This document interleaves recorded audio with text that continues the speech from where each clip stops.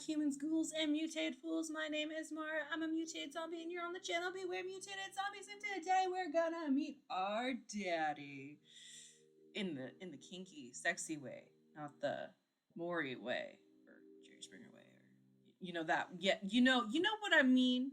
You know what I mean.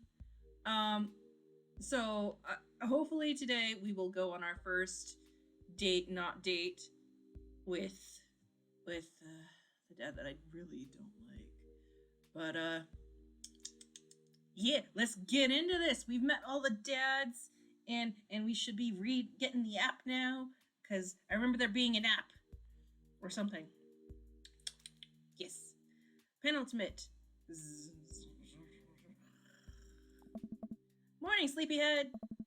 5 more minutes. You have never ever let me have 5 more minutes. So get up. Fine. We have Seal for breakfast and spend the morning putting together furniture. Amanda is much better at interpreting the tiny manuals. We're able to put together a few shelves and one desk, but I'm pretty sure it was supposed to be a bookcase. Huh. So, you excited for the cookout today? Cookout, barbecue. Oh, barbecue brains in barbecue sauce. Oh, this smells so good. Excited to beef up my grilling skills. If there's food, I'm excited. If there's food, I'm excited. I'm all over those terrible store-bought sugar cookies that everyone brings to parties. Yeah, those are bad, which means there are more for me. Huh? Don't you want to meet some people in the neighborhood? I'll probably end up standing uncomfortably in the corner with a plate of food and hope that nobody talks to me. Yeah. Huh. Dad, you're a beautiful work in progress.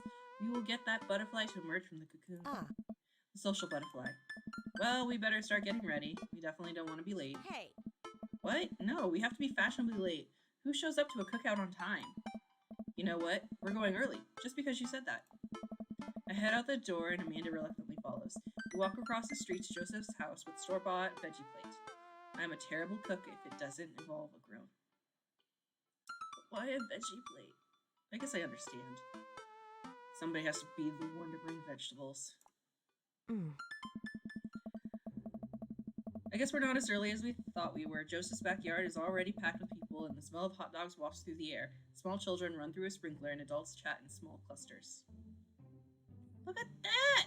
I want whatever's on that. I want this tray right here. This is my tray. I will be over here, and I will be over here, because beverages, and sugar. I set our veggie plate down on a table next to other veggie plates. Huh. Hey, there's Joseph.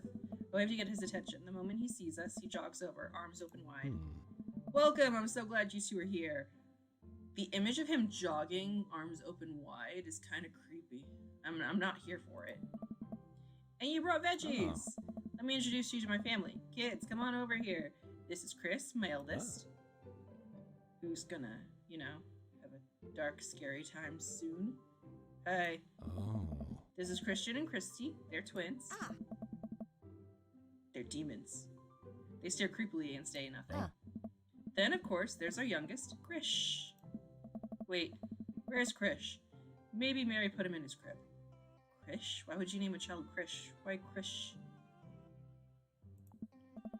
Oh no, it's the woman from the bar the other night. What is she doing here? Oh, and how could I forget my lovely wife, Mary?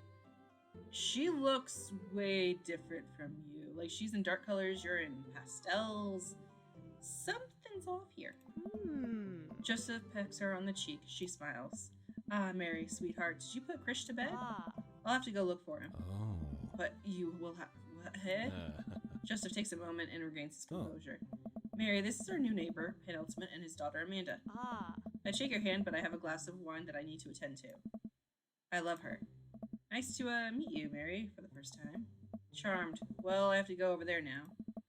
Mary leaves. Oh god, this is awkward. I wonder if Joseph knows. I wonder if Mary knows that Joseph knows. I wonder if Joseph knows that Mary knows that I know. It takes all of my energy not to run away from the barbecue and start fresh in a new city. My wife has a wonderful sense of humor. But please, you two enjoy the barbecue. All the guys are really excited to meet you. Amanda and I mill around and try some of the food spread out on the table. I pick out some deviled eggs. Amanda grabs a small plate small paper plate and immediately begins piling it with baked goods. I don't want to have to make new friends. Oh. Come on, Dad. Who are you going to party with when I go off to school? I don't want to have to do pleasantries. Dad. They're going to talk about weather. Oh. Go. Do it. Make a friend. But how could I possibly abandon my only child at a social function? That's bad parenting. This plate of cookies is my new dad. New dad. Bye. Amanda shoves me into the center of the yard. Well, here goes nothing. I look around the party and I'm surprised to see some familiar faces. Isn't that the barista from the Coffee Spoon? Didn't I meet that guy at the bar? Didn't that guy throw a frisbee at my head? Isn't that the guy who was throwing a fit in Dead Goth and Beyond? Isn't that Amanda's teacher? Hey, I know Craig. Wait a second, all these people live in our cul-de-sac? That can't be right. I better investigate. I said I'd do it. Brian.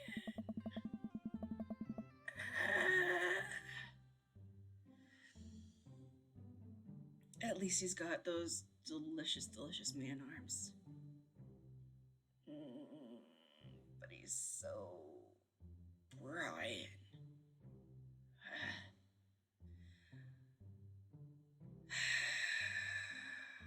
Okay. I glanced across the yard and noticed Robert and Brian chatting over drinks. Man, I don't think I want to deal with being one-upped by Brian, or whatever happened with Robert last night.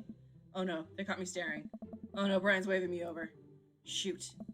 I flash a smile and walk over to them. Hey, guys. Hey. Penultimate. How the heck are you? Settling into the neighborhood all right? Why do I get the Kronk feeling from him? He seems like Kronk. Is he Kronk? Is he a bad version of Kronk? Can you talk to squirrels? If he is in any form a Kronk, I will deal with that. Will be a silver lining. Oh, you betcha! Got the living room in order at least. That's great to hear. I've been doing some living room work as well. Finally got the 50 inch in there. The game looks great in high def. Why would you want a 50-inch TV? It's so much. Oh boy. Oh. Penultimate, have you met Robert yet? Yeah, we've met. Robert regards me over his whiskey. Good seeing you again.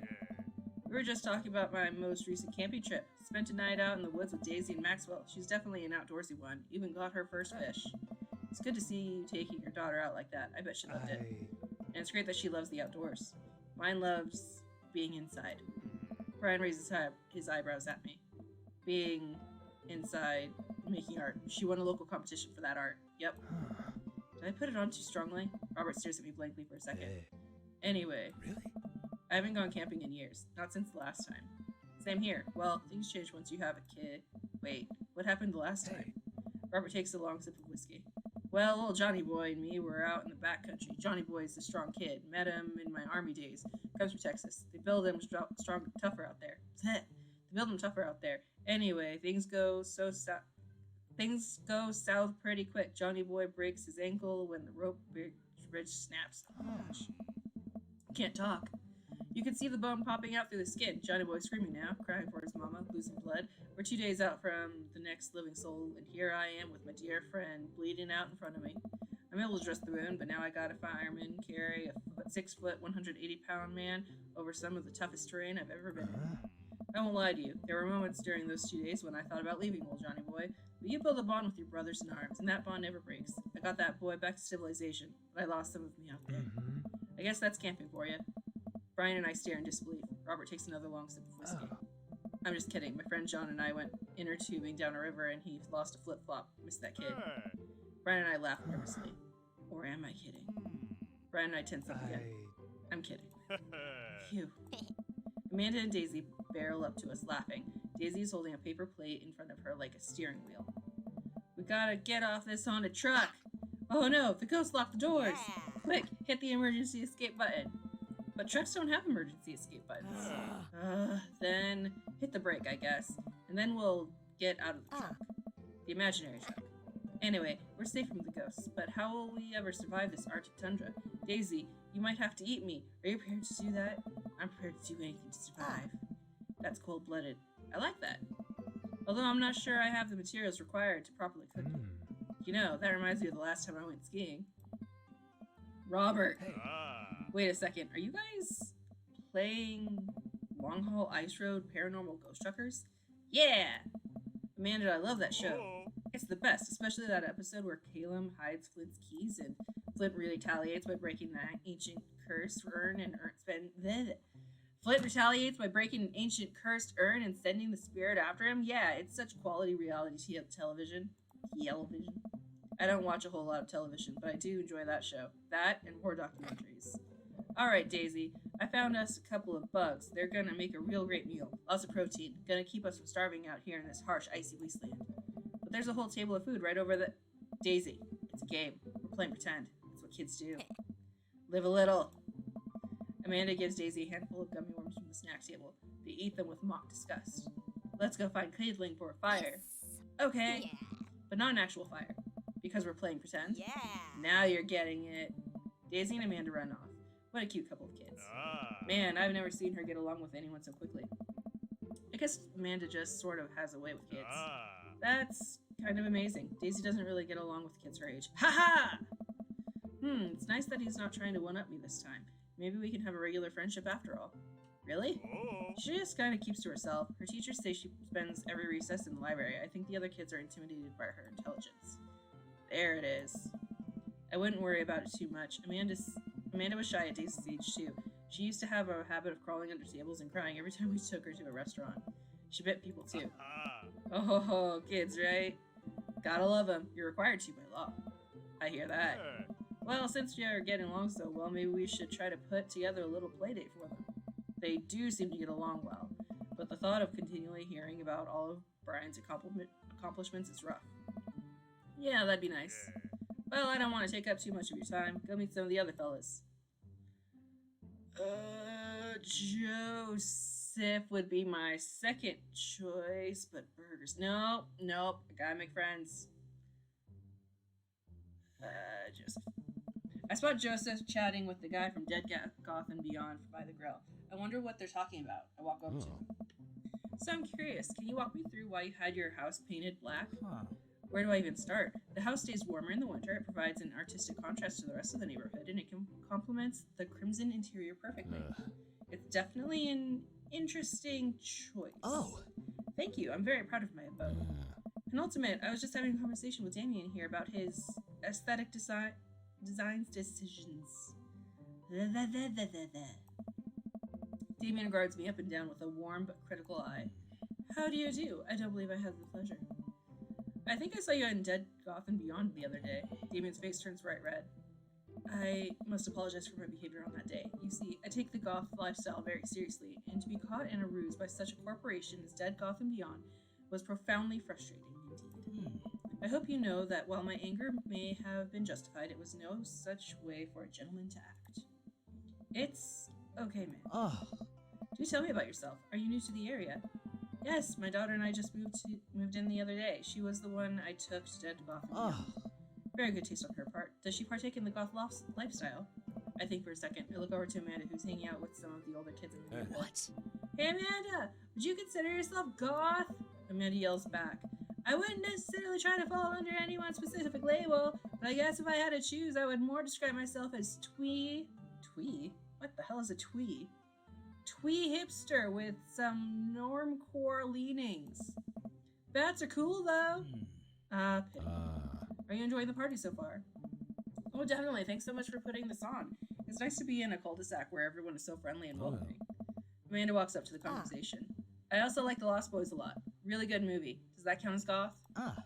That it would, my dear. I don't believe we've had the pleasure of meeting. Damien Bloodmarch, at your service. Damien finishes the sentence with a flourish and a bow, producing a single rose and offering it to Amanda. Amanda blushes and returns the gesture with a curtsy. My, do you know how to treat a lady? Hey. Hello, Amanda. Seemingly out of nowhere, Joseph's twin kids appear. Are they speaking in unison? Hey. Hey. Won't you come play with us? No. Come play with us. Forever. Guys, enough of the creepy twin shtick. We've talked about this. Christian and Christy slowly back away. Where do you think they got that from? Mary pops up into the conversation, wine in hand. I don't know. Mary takes a long sip of the wine. I think I might have taped over a VeggieTales VHS with The Shining. Who knows? Shakes another sip of the wine. Where's Krish? Wasn't he with you? You had him a moment ago. He's probably stuffing dirt in his mouth. He'll be alright. Toddlers are pretty resilient. Mary tips her glass to me. Ain't my first time to the rodeo. It's my fourth. I've squeezed 4 little... Sweetheart, would you do me a favor and please find Krish? That would be great. I'm sure he's fine. Mary. Okay, jeez. Mary, what is your issue? Mary finishes her wine and wanders off. Dad, can we go now? Ah, Lucian. Have I introduced you to Penultimate yet? Hey, it's that punk from Amanda's school. I remember you. Whatever. That's no way for a young man to speak to his elders. Be polite. Lucian bows. Whatever, sir. Lucian bows again. Mr. Christensen, may I have a veggie burger, please? Coming right up, bud. Are you vegetarian? Yup. Make that 2 veggie burgers. Did you know that some people in the Victorian era were vegetarians? They described carnivorous type people as bloodlappers. Dad. Oh. That's really interesting, Damien. Joseph turns to the grill. Just a hint of a tattoo peeks out from underneath his sleeve. I can't believe I didn't notice it before. It looks like the bottom of an anchor. Whoa, is that a tattoo? Yep, I wasn't always a youth pastor, you know. That's so cool. Want to see mine? What? Lucian pulls back some rubber bracelets, revealing a lopsided 666 in black. My buddy gave me a stick and poke tattoo last week. I think it's healing up pretty good. Lucian! We'll talk about this later. That's pretty cool. What's the significance of the tattoo? I don't know. I just thought it looked sick. Well, in my opinion, the only reason you need to get a tattoo is because you want one. Careful though, that number carries weight. Man, Joseph is way cooler youth pastor than I thought. I just figured youth pastors popped out of the womb with a Bible. I wonder what he did before preaching. Talk to Matt, Hugo, and Craig. They're all so sexy. Anyways, Matt and Hugo seem to be embroiled in an intense discussion. Craig looks on, smiling politely. I walk over to say hello. Well, I don't think it's fair to try and compare 2 art movements like that. Periods in art only exist because they're a unique byproduct of the social and political climate of a time and place, and to try to take something like, say, the Rococo period and compare it to postmodernism in America, completely disregarding the context in which a work of art is created. Matt and Hugo seem to be so busy talking that they don't notice me. Craig leans in. Dude, I have no idea what's happening. Talk to my buddy. I turn my attention to Craig, who seems a little more attentive to my existence. How'd resistance training go the other day? Great. Little River here is a great cheerleader. Aren't you, tiny bro? Craig grabs River's arms and waves them around. Aww. You can do it, Dad. I'm so proud of you. I'm sorry for pooping on you. She must be a handful at that age. Oh, there always are. Hey. But it's so worth it. Craig grabs River's arms again and waves them around. Also, I'm sorry for throwing up on you, Dad. Also, I'm sorry for throwing up on you, Dad. How are you settling in? Almost done. The new place is perfect. I never get too comfortable. Almost done. There's still a few odds and ends to take care of before I can really call myself settled, but I think we can upgrade the situation to livable. We did livable throughout the entirety of college. Yeah, my goal was for Amanda to live the sort of life that didn't involve eating spoonfuls of ranch dressing as a palate cleanser between different types of pizza. Ew. She still does, though. Hey, she takes after her dad. Penultimate, how are you liking the neighborhood? It's pretty nice. Everybody's been super friendly. Seems like your daughter's fitting in just fine. Matt points across the yard to where Amanda, Daisy, and another young girl are playing. They're all sitting cross-legged in the grass, picking weeds and weaving them into little flower crowns. It's pretty adorable. The girl I don't recognize jogs over to us. Oh my gosh, she's so cute!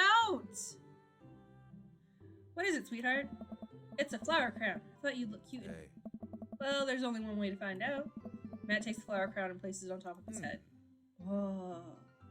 Am I cool now? The girl stares at him, thinking it over. Nope, but you're still slightly less uncool than you were before you put it on. Ha, hey Penultimate, this is my daughter. Hello, I'm Carmencita. Carmencita. Amanda comes over with Daisy in tow. Dad, look, I'm making friends. Are you making friends? You better be making friends. Yeah, actually. Amanda, you remember the cool barista from the coffee shop and my old college friend and, your teacher? Oh, hi, Mr. Vega. I didn't realize we were neighbors. Oh! Yup. You still gonna get me that overdue term paper? Great seeing you. Amanda finger guns her way out of the conversation like a champ. She learned the finger guns move from me. I'm very proud. She's definitely a charmer. Speaking of which, where did my son go? Sweet Manchego. Huh? Hugo looks around the party. He must finally spot him because his eyes go wide. Sweet Manchego. Sweet Manchego. Ernest Hemingway Vega, are you smoking? Ernest is holding a lit cigarette. Nope. I see Ernest across the way. He casually takes a long drag of his cigarette and then flicks it into a gutter. Unbelievable. Excuse me. Hugo marches over to Ernest and I turn my attention to Matt Craig. Kids, right? Hey. Man, I do not envy Hugo. The last barbecue we had, Ernest tried to shove a sparkler down Joseph's pants. Nearly burned down half the yard. And the barbecue we had before that, he actually burned down half the yard. And then it spread onto my lawn and burned down half of my yard too. Hugo walks over to us, practically dragging Ernest behind him. Hey everybody, sorry about that. Penultimate, this is my son Ernest. Hello. Ernest looks away, sulking, his hands shoved deep in his pockets. Hugo nudges him impatiently. Hey. Nice to meet you, Ernest. What grade are you in? Does it matter? Ernest. Okay, I'm in 8th grade. God, are you happy now? I'm sure you were just dying to know. Yeah, good for you. Can I go now? I'm tired of talking to old dudes who blame my generation for the failing economy. Ouch. Ernest! Oh yeah, because I'm totally embarrassing you. Ernest puts earbuds in and storms off to stand in the corner. Well, that was certainly something. He seems nice. Hugo puts his head in his hands and sighs. I'm so sorry. He's having a really tough time. As much as I want to be the cool dad, I have to be the authoritarian dad, and he clearly resents me for it. I mean, I think as a dad and a teacher, that's about as authoritarian as you can get. Honestly, are any of us cool dads? Is it even possible to be a cool dad? What? I'm cool as a cucumber. See, that right there. You can't say that. My kids think I'm cool. But for how long, Craig? How long do we get to be the cool dads? I, don't know. I think we just better accept the fate. I think we just have to accept the fact that as dads, we become the machine we once raged against and accept our fate to unironically wear socks with sandals. Your kids may think you're cool now, but the moment they hit puberty, you're doomed. Amanda's 18 and she still thinks I'm cool. I yell across the yard to my daughter. Amanda, I'm cool, right? Amanda just laughs. She keeps laughing. I see your point. As much as we all want it, I don't think it's as important to be a cool dad as it is to be a good dad. We can't all be best friends with our kids. It just doesn't work. I mean, look at me and Ernest. Our job as parents is to make sure our kids turn out okay. Yeah, you're right, but it'd be nice to have it both ways. We get along so well, but there might come a time when it won't be like that. Is college when that happens? Don't let us eat up your time, Penultimate. Go meet some of the other people around the neighborhood. And without further ado, let's work some magic. Joseph closes his eyes, takes a deep breath, and gets to work. With a grace of ease, he sets patties on the grill, flourishing as he flips his spatula in the air. It's easily some of the best grill work I've ever seen. You guys think this is my first time in front of a grill? He's working faster now, effortlessly tossing cheese onto patties and perfectly grilling onions on the side. One after another, the dads take notice in the crowd around Joseph One after another, the dads take notice and crowd around Joseph to admire his masterful technique. You probably didn't know this, Penultimate, but Joseph's known around here as for his grills bush. He's unbelievable. Bro. I've tried to get on his level, but I just can't catch up. Oh my gosh. Let us keep studying. He has a rare quality about him. Why should we keep talking about this? Can't we just appreciate the artist? I've never seen him make a mistake. Okay, we need to stop. This is getting too cheesy. Please stop! All the children at the party boo and the glorious display of puns. Nice. Alright, guys, the food's ready. Please form an orderly barbecue. Amanda groans. We all grab our food and hang out, enjoying perfectly cooked cheeseburgers. Man, it's so wild how all of us dads live in the same cul-de-sac. Kinda nice, isn't it? Feels like there's a real community here. Totally helps when you're just a single dad trying to raise a kid. We're happy to have you here, man. I think you're going to like this neighborhood a lot. Seems kind of sketchy that we just happened to move here. Just saying. Plus, Amanda seems to be getting along with all the kids. I'm If she decides to get into the babysitting game, she'll really make a killing. Hey, why don't you add us all on Dadbook? Dadbook? Yeah, it's a great social network for dads to keep in touch with each other. We're all on it, so if you ever need to reach out to anyone, that's the simplest way to do it. Sorry, I'm just an old-fashioned dad. Social media goes way over my head sometimes. Don't worry, Pops, I'll figure it out. The rest of the barbecue goes smoothly. We all trade stories and drink beer as our kids play on the lawn. Amanda breaks up a fight between Carmencita and those weird twins. I think they wanted her soul. Amanda and I walk back to our place as the sun sets over the neighborhood. Pretty fun party, don't you think? I mean, I got a burger in me. Felt like I was at a networking event. Wish I could have been playing Paranormal Ice Road Truckers. Yeah. You and Daisy seemed like you were having a way better time than I was. Because we were. Well, hey, at least you met some other cool dads. You should hit them up on Dadbook. Maybe I will, if I ever figure out how social media works. I have a good feeling about this place. Me too, Dad. Amanda and I arrive at home with the remnants of our veggie plate. Seems like nobody was really into the cauliflower. Any big plans for this evening? Actually, yeah, I'm going out with some friends. Oh. Is that okay? Of course, just keep me posted and be home before midnight. You got it. And be careful. I will. Make good choices. Of course. Call me if you need anything. Dad, you're not going to do the thing where you wait silently for me to come home in the living room with all the lights off, are you? What? No. I've never done that, and I will never do that. Okay, do you have plans for tonight? My plans were kind of to eat ice cream and watch TV with Amanda, but I'll find something to do. I'm gonna work on some stuff, see how long I can sleep before throw a party. Throw a party! A real rager. All the other dads in the neighborhood are invited. I'll see if I can get you a spot on the list, but honestly, it's looking tight and you may just have to wait in line.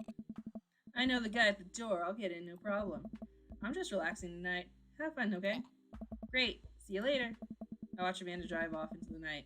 I really do hope she has fun. I plop down in front of the TV and turn on some Wine and Dine Mastermind with celebrity chef Gavin Chapman. Looks like Gavin's making a roasted rack of lamb with rosemary mashed potatoes. I love to be able to cook like that, although I think if I was actually good at cooking, I'd use my powers for evil, like just making baked Alaskas all day instead of any food of real nutritional substance.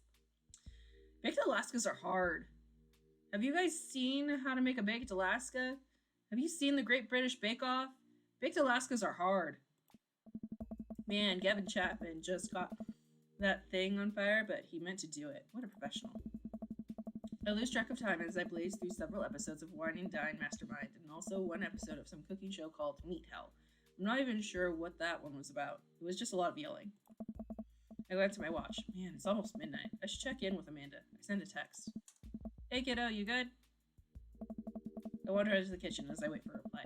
Amanda's phone is almost always in her hand, so I'm sure she'll respond soon. Unless she's driving home now, in which case I hope she doesn't respond soon because I definitely taught her better than to text and drive.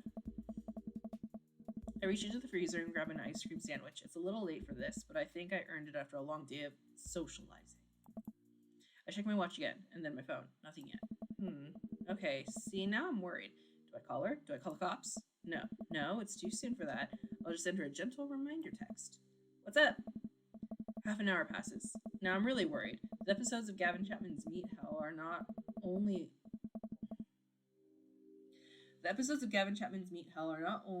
not assuaging my anxiety, but possibly exacerbating it with all the yelling. So I keep pacing around the house, waiting for her to come back. Why didn't I find out where she was going? Who was she even with? Why don't I know any of her friends' phone numbers? Why don't I even know any of her friends' full names? Who is Emma P? I decide to send her another text. Amanda, please text me and let me know you're okay. I can't help but think of all the awful things that could have happened to her. Oh, thank God it's her. Amanda opens the door and shuffles in. Finally she's back home. I'm glad she's okay. Sup? Sweetie, thank God you're safe. Yep. But now that I know she's okay, I'm really mad. Why didn't you answer my text? Amanda pulls her phone out of her pocket. Oh, whoops, guess I didn't see those. She starts to walk to her room. Amanda Air. Whoa, we're pulling up the middle name now? Amanda, you came home an hour and a half after your curfew and you didn't respond to any of my texts. You really freaked me out. I was about to call the cops. Dad, you're seriously overreacting. You're not going to be like this when I go off to school, are you?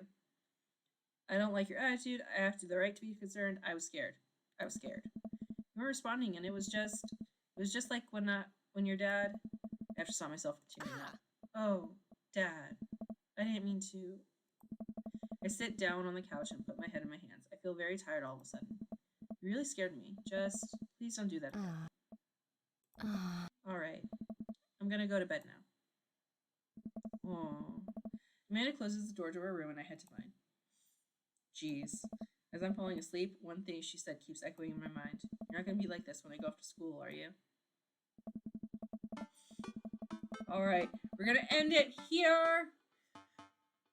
We got to go to the barbecue. We learned what Dad Book was, but we didn't get actually to use Dad Book. Brian doesn't seem as bad, but I'm still just, But I said I would choose him, so we're gonna go with him. Amanda scared us by not texting us back, and she came home an hour and a half late. But hopefully we'll get some actual dad goodness soon. We'll get into the dating. But yeah, be sure to like, subscribe, comment, ring the bell, do all the things, in order to be notified of when the next video pops up for Dream Daddy. Because, last week I didn't upload it, and that was because my computer decided to just crash right when I finished editing it. Which taught me the lesson to always save after every single clip is removed. Just remove a clip, back out, save, go back in, remove clip. Oh my god, it's so annoying. Oh, I don't want to do that.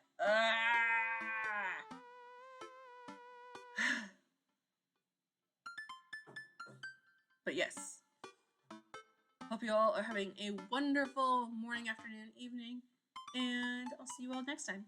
Okay, bye!